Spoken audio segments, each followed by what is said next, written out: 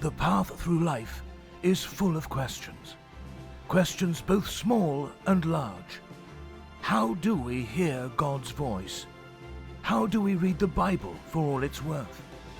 Does pornography kill love? What is the meaning of our life? Many questions, one epic sermon series. Yafi, you asked for it.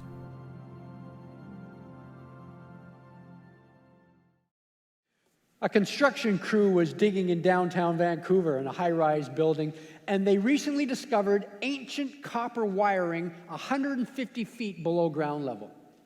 Well, local archaeologists said that this proved that our Aboriginal ancestors in Vancouver were the first people to have an ancient phone network. Well, not to be outdone, the folks in Toronto were also digging in their downtown, and they claim that at 200 feet, they found glass fragments.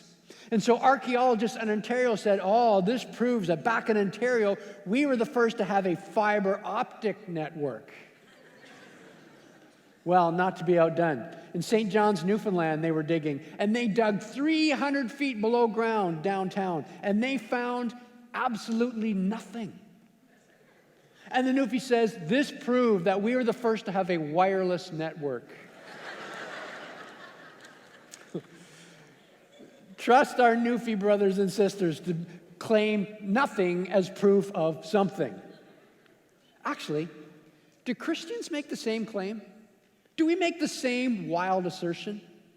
Do we claim that God exists based upon no evidence whatsoever? In 1962, Gerasimov Titov, the Soviet cosmonaut and second man in space, he stood before a nest of microphones upon his return to Earth. And when he was asked what he saw, he said this, I quote him, "I saw no God nor angels while I was in space." And everybody laughed. You know, if we can't see God with our eyes, then how do we know that there is a God? What evidence can we actually point to? Bertrand Russell, the famous atheist, was once asked what he would do if he were to die and discover that he was wrong, that there actually was a God. What would he do? What would he say to God? Bertrand Russell said, well, here's what I would say. I would tell him that he didn't give me enough evidence. So was Russell right? Is there a lack of evidence for the existence of God? Actually, the Bible addresses this in an ancient letter addressed to the church in first century Rome. Listen carefully to what it says. The Bible teaches in Romans chapter 1, in verse 18, it says that there are women and men who suppress the truth by their wickedness, since what may be known about God is plain to them. For since the creation of the world, God's invisible qualities, his eternal power, his divine nature, have clearly been seen, being understood from what has been made, so that men and women are without excuse. So according to the Bible, there is enough evidence before our eyes to grasp the truth that we are not alone in this universe, that there is someone behind all of this. According to the Bible, all you and I need to do is look around us. We just need to look around us, first of all. Are you looking for evidence for the existence of God? Have you considered, first of all, the existence of the universe itself? Have you ever wondered where everything came from? Have you ever wondered why something exists instead of nothing existing? Think in these terms.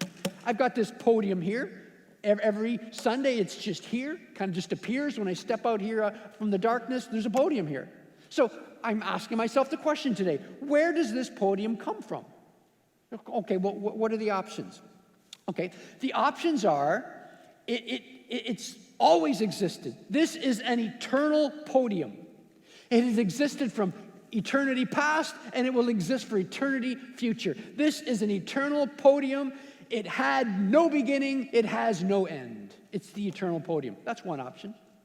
Second option is, this podium created itself out of nothing. It just suddenly appeared in a vast explosion of nothingness. Out of nothing, this just created itself and it appeared. That's an option. Third option is it has a creator. Someone made this. Someone created this. Those are the three options. It's either an eternal podium, it's always existed, or it created itself in a vast explosion, it suddenly appeared out of nothingness, or it had a creator. Someone actually made it. Now, which of those three options do you think is most likely? Which of those three options seems more plausible to you than the other two? Well, what's true of this podium is equally true for the universe. Just because the universe is larger doesn't mean there's more options. No, those are the three options. Either the universe always existed, or it created itself, or it was created. See, when you get right down to it, either the universe is eternal, or it had a beginning. Now, for centuries, atheists proposed the first option. They proposed that the universe was eternal, that it had always existed. Bertrand Russell, his famous claim that the universe, and I quote him, he said, "The universe is just there, and that's all." That long represented the atheist position. Except in 1929, astronomer Edmund Hubble made a discovery that rocked the scientific world. Through his observations of distant space, Hubble was able to prove that the galaxies in our universe were all moving away from us. Hubble had visual and measurable evidence that our universe is expanding, and that fact led to an undeniable reality. If the universe is expanding, that means that the universe had a beginning. If the universe had a beginning, where did it come from? Well, there are only two options. The universe either brought itself into existence or it had a creator. Now, which option do you think makes more sense? Could the universe have brought itself into existence? Could the universe have caused itself to exist? Well, how could something cause itself to exist? It's irrational. In order to cause yourself to exist, you have to exist before you exist in order to bring yourself into existence. I'll say that again. In order to cause yourself to exist, you have to exist before you exist in order to bring yourself into existence. But that's just it. Essentially, the foundation of atheism is this: on its own, out of nothing came everything. The most plausible alternative is that our universe was created by an incredibly powerful outside agent, an agent outside of space and time and matter. Now, that often leads to the question that every child has asked their parent at some time. Well, then, who created God? Where did God come from? A 10-year-old little boy was assigned a research paper on the topic of childbirth. He asked his mother, "Mom, where did I come from?" The mother was dreading this question. She said, "You came from a stork." "Yeah, that's it, a stork brought you." And the kid said, "Really? Where did you come from?" And the mother said, I came from a stork too. A stork brought me, and a stork brought your father as well." "Really?" the kid said. "What about Grandma and Grandpa? Where did they come from?" "Storks brought them as well." Wow. So the kid writes his paper, and the kid's teacher is shocked when a couple weeks later she reads his paper with the opening sentence. "This report has been very difficult to write due to the fact that there has not been a natural childbirth in my family for 3 generations." People ask the question, so where did God come from? And I've been asked that question in university campuses, and they're asking that question as though they think it's just this gotcha question that you've never heard before. Well, then who created God? It's really not complex. No one created God. God has always existed. God is an eternal being. Well, if God can be eternal, why can't the universe be eternal? Because we have evidence that the universe had a beginning. That's why. The most plausible explanation for the existence of the universe is an eternal being that is powerful enough to create and to sustain the universe. And centuries ago, that is exactly how God revealed himself as recorded in the Bible. Thousands of years ago, before cosmology and physics and Edwin Hubble, God revealed himself to Abraham this way. I quote from Genesis 21. It says, Abraham called upon the name of the Lord, the eternal God. Centuries later, Moses was commissioned by God to lead Israel out of Egypt. And during the job interview process, Moses asked God a simple question. In Exodus chapter 3, Moses said this, okay, God, suppose I go to the Israelites and I say to them, the God of your fathers has sent me to you. And they ask me, oh yeah, well, what's his name? He says, then what do I tell him? And God said to Moses, tell them this, I am who I am. This is who you're to say, this is what you're to say to the Israelites, I am has sent me to you. That's the title God gave himself. I am. Simply, I exist. I had no beginning. I have no end. I simply am. I am the eternal God. According to the Bible, there is enough evidence before our eyes to grasp the truth that we are not alone in this universe, that all of this had a beginning, that there is someone behind everything. According to the Bible, you need to do nothing more than just look around you. As we've just seen, the very existence of the universe testifies for the existence of God. But the universe isn't done speaking. The universe even has more to say. Not only does the mere existence of the universe speak to the existence of God, but I'd also propose, as many others have proposed, that the complex fine-tuning of the universe also points towards God's existence. Imagine with me that you're walking barefoot through a field of tall grass. And as you're walking, all of a sudden, you stub your toe, and you look down, and you bend down, and you pick up a boulder, a stone, a rock in the tall grass. And your friend asks you, how do you think that boulder got there? Now, you might possibly answer your friend by saying, hey, for all I know, this thing has been there since the beginning of time. For all I know, some ancient volcano spewed it out or some glacier dropped it off. It's just always been there. It'd be difficult to argue with you about that. It's not a crazy premise. Now, suppose that you continue on your journey, and a few paces later, you stub your toe again, and you bend down in the tall grass, and you find an iPhone. All right. Now, if your friend was to ask you, how do you think that iPhone got there? I dare say, I doubt that you would give the same explanation for the iPhone as you gave for the boulder. Why is that? The reason is simple. Unlike the boulder, the iPhone has obviously been assembled with a purpose. It has mechanisms that are finely tuned. It didn't just happen on its own. It bears the distinctive marks of a designer. Step out of the field with me and walk into a cave somewhere on the continent of Africa. An archaeologist has stumbled upon simple etchings on a wall. It's faded, barely visible, but the fact is that it clearly is depicting the stick drawings from some ancient type of antelope. The archaeologist, without hesitation, points to the drawing as proof that some ancient, reasonably intelligent ancestor put it there. No one argues. Clear drawings of animals don't just appear out of nowhere. Travel with me now into a darkened theater where they're showing a rerun of the film Contact, the movie based upon a book by the famous atheist Carl Sagan. In the movie, scientists are scanning the skies for signs of intelligent life in space. For years, the radio telescopes receive only random static. Then, one day, they begin receiving transmission of prime numbers. Prime numbers are numbers that can only be divided by themselves and the number 1. The scientists reason, properly I believe, that it is improbable that there would be a natural cause behind a string of numbers like this.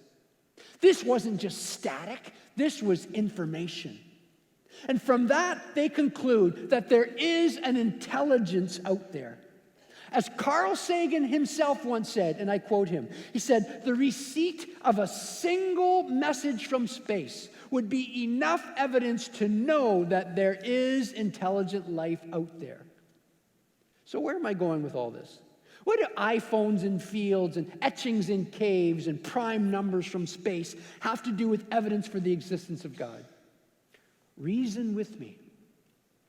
If simple prime numbers communicate the existence of an intelligent designer, what does something as complex as DNA communicate? Every single cell in the human body contains more information than the entire Encyclopedia Britannica combined. Every single cell. What does that tell us? If the existence of a simple stick drawing of an antelope is enough to evidence to surmise an intelligent designer, what does the existence of the actual living, breathing, reproducing, three-dimensional antelope tell us? Here's what it tells us. Our universe bears undeniable evidence of design. Now, how does the atheist respond to this incredibly powerful evidence? Remember Richard Dawkins and his book, The God Delusion? In his book, Dawkins sums up the state of the art when it comes to atheism's response to this complex fine-tuning in our universe. Dawkins doesn't deny the fine-tuning, but he proposes that our universe isn't the only universe out there. That's how he explains it. He proposes that there are an infinite number of universes out there. There are billions and trillions and gazillions of universes out there with every conceivable type of universe in existence. And by chance, by pure luck, you and I just happen to be in one that randomly produced life. So what evidence is there for this infinite number of universes, or the multiverse as it's called? None. None whatsoever. There is no evidence. Not a single shred of evidence. In order to explain the complexity and fine-tuning of the only known universe, the atheist is forced to appeal to universes that, as far as evidence is concerned, do not exist. The question we're addressing today is this: is there evidence for the existence of God? The Bible teaches that there are women and men who suppress the truth by their wickedness, since what may be known about God is plain to them. For since the creation of the world, God's invisible qualities, like his eternal power, his divine nature, have clearly been seen, being understood from what has been made, so that we're without excuse. According to the Bible, there's enough evidence before our eyes so that we can grasp the truth that we're not alone in the universe, that there is someone behind all of this. According to the Bible, you need to do nothing more than look around you. The existence of the universe testifies to the existence of God. The existence of the fine-tuning, the complex fine-tuning of the universe testifies to the existence of God. But there's more. Not only can you look around you, you can also look within you to see evidence of God's existence. Well, and what evidence for God's existence do we see when we look within ourselves? When we look within ourselves, we see the existence of objective moral values and duties. What do I mean by that? For years, our newscasts were filled with the name Robert Pickton and the gruesome discoveries investigators found on his pig farm in Port Coquitlam, 15 minutes from here. Pickton tortured, murdered, and dismembered women, and he did all of this for his own pleasure. Now, I ask you a simple question. Do you think that what Robert Pickton did was wrong? Now, I want you to be very, very, very careful how you answer that question, because your response has serious implications. I'm not asking you if you believe that what he did was distasteful or unfortunate or unkind or inappropriate or socially destructive. I'm not asking you that. I'm asking you if you believe that what Robert Pickton did was objectively wrong. In other words, do you believe that even if there were no laws forbidding Robert Pickton from kidnapping, torturing, murdering, and dismembering women, would he still have been wrong for doing what he did? If you answer yes, what Pickton did was wrong no matter what the laws permitted, then you are agreeing with what for most people on our planet is a self-evident truth. The truth that objective moral values exist. You believe that there are activities like torturing a baby for fun, that can never be labeled as acceptable by any culture, at any time, for any reason. You believe that there are things that are ultimately and objectively wrong. We know this to be true, like we know 2 + 2 = 4. It's that basic. So basic that some of you are wondering where I'm even going with this line of thinking. Here's the thing. If God does not exist, objective moral values and duties do not exist. If God does not exist, right and wrong are illusions. If God does not exist, right and wrong are rules that we've just made up out of thin air.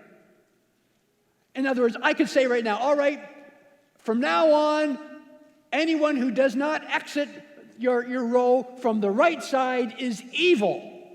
Only evil people exit from the left. From now on, it is right and proper and good and moral to always exit from the right. I just made that up.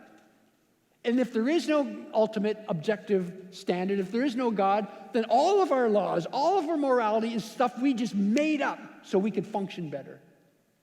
If there is no God, we are nothing more than cosmic slime, and it's every slime ball for himself. If there is no God, we have no ultimate reason to keep Pickton locked up, because all he did was something that brought him pleasure. We could just as well lock up people who like mushrooms, and we should actually. But he hurt other people, you might protest. We're protecting society. No, that's fine, but don't call him a monster. And don't you look down on him in any way. And don't you dare call him evil or wrong. If there is no God, the words evil and wrong have lost their meaning. Now, don't misunderstand what I'm saying here. I need to be very, very clear. I'm not saying that you have to believe in God in order to live a moral life. Absolutely not. Many, perhaps even most, atheists are fine, upstanding, moral people. Absolutely. The issue is not, can a person live a moral life apart from God? The question is, and the issue is, do objective moral values actually exist apart from God? And the answer would have to be no. Apart from the existence of God, there's no rational, objective basis for morality. It's all subjective. It's all stuff we just made up and could change tomorrow if we wanted to. But here's the thing. Objective moral values do exist.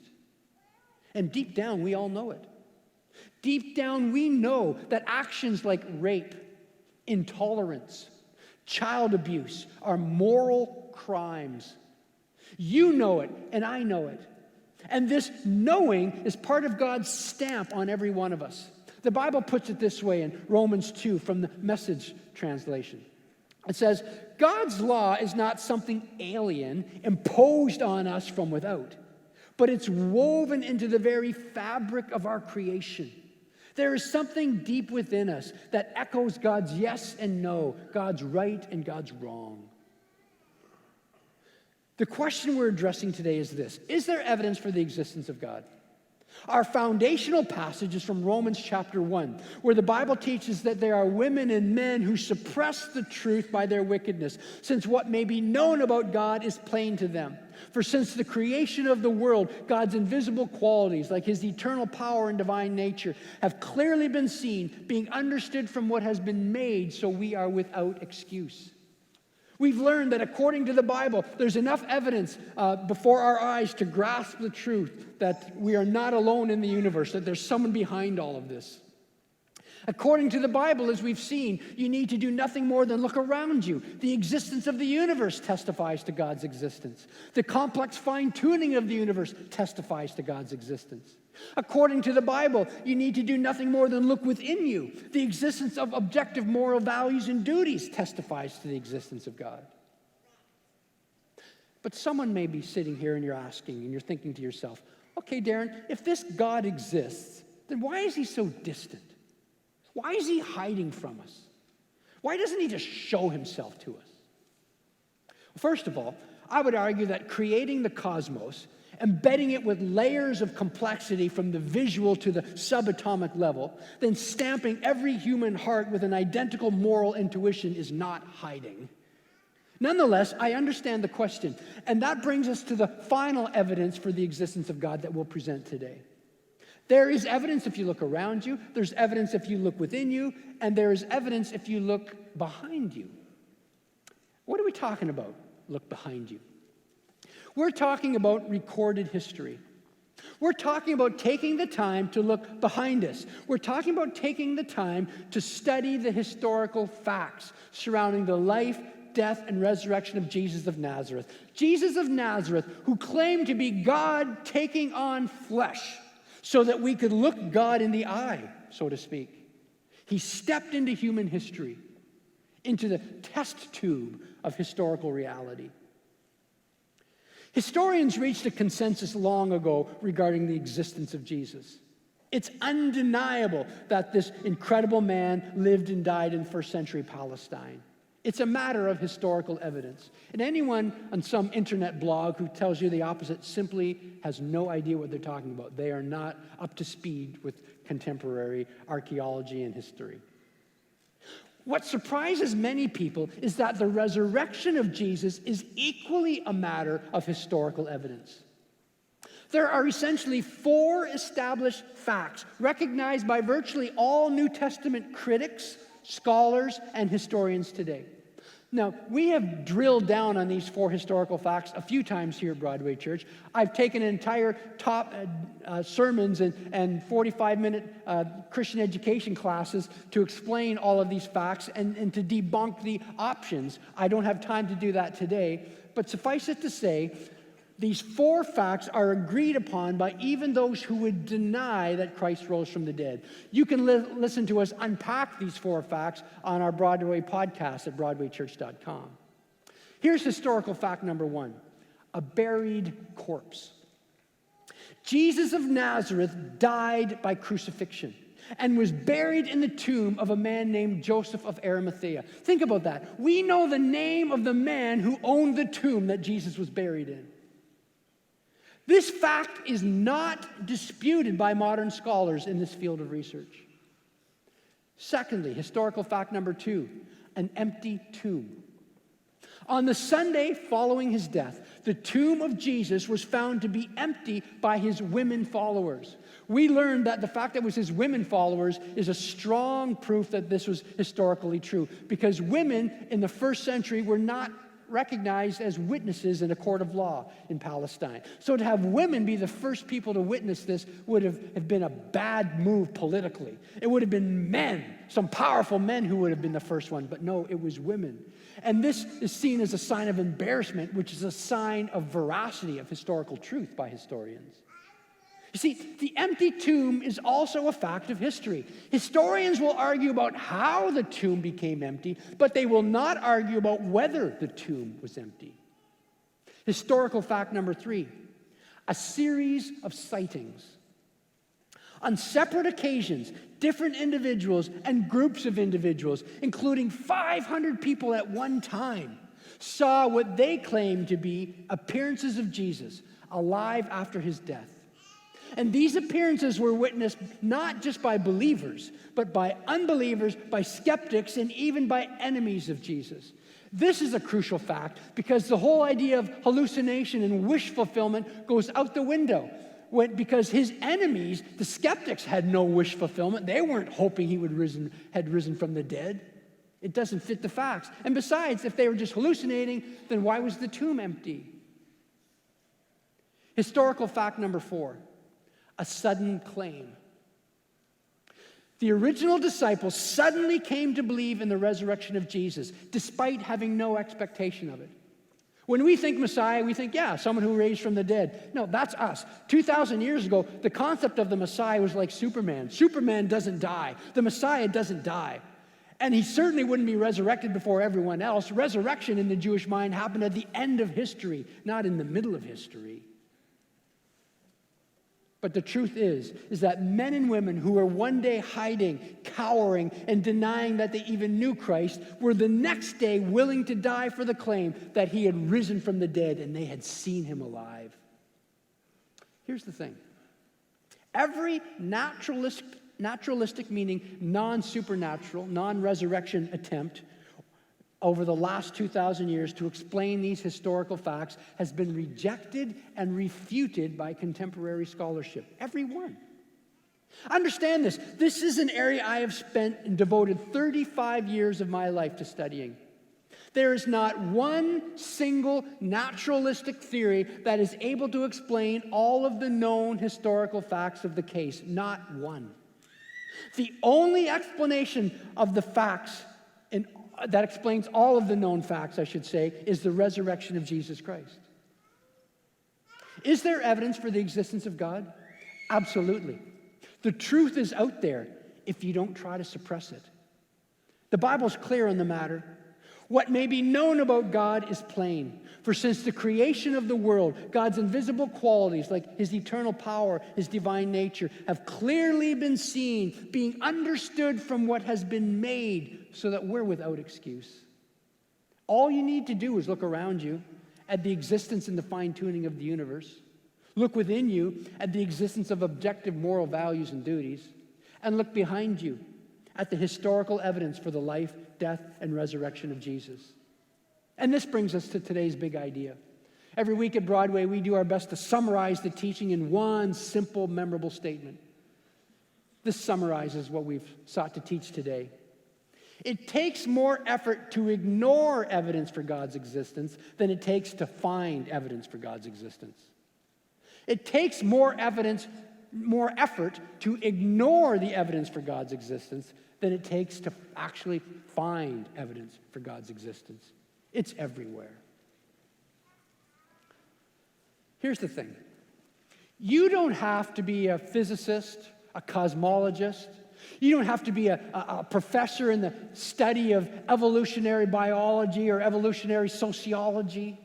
You don't have to be an expert in any of those things to actually experience this truth of the existence of God. You don't have to be an expert in history and the historicity of Jesus to know and experience that God is real. I knew and experienced the reality of the existence of God before I knew any of this. Because the most foundational area of our understanding of the existence of God is our own personal experience of God.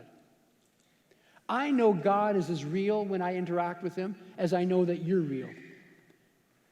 It is a properly basic belief that I have. I think it's properly basic for me to think that I exist separate from you, that you are a mind separate from my mind. It's not irrational for me to think when I'm speaking to you right now, I'm speaking to hundreds of people who are separate from me, that we're not all brains in a vat being stimulated by electrodes somewhere. We're not in the matrix. It's actually properly rational for me to think I exist and you exist and we're here separately. In the same way, it's properly basic for me to believe and experience when I pray and when I talk to God and when I sense his presence in my life that I am experiencing another being separate from me. It's equally properly basic. It's not irrational for me to think and experience that. And I have experienced that for decades in my life. The reality that God stepped into my life at 19 years of age. He changed me from the inside out.